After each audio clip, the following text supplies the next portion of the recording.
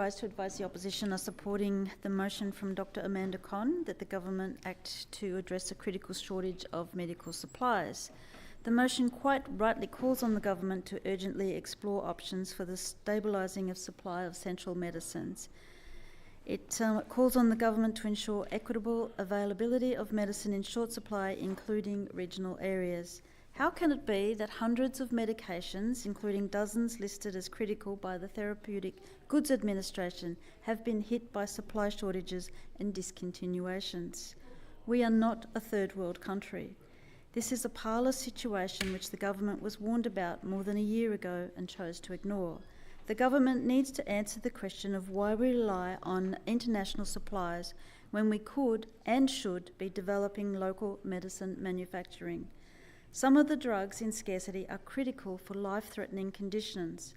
We're talking about antibiotics for common infections, pain relief used in palliative care and for cancer pain, diabetic medications to prevent complications from diabetes, psychiatric medications, hormone treatments for severe symptoms of menopause, and vaccines to prevent shingles.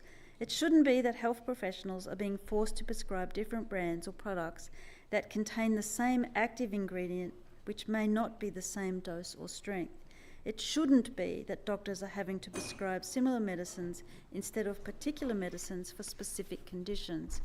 It shouldn't be that doctors are recommending alternative treatment options.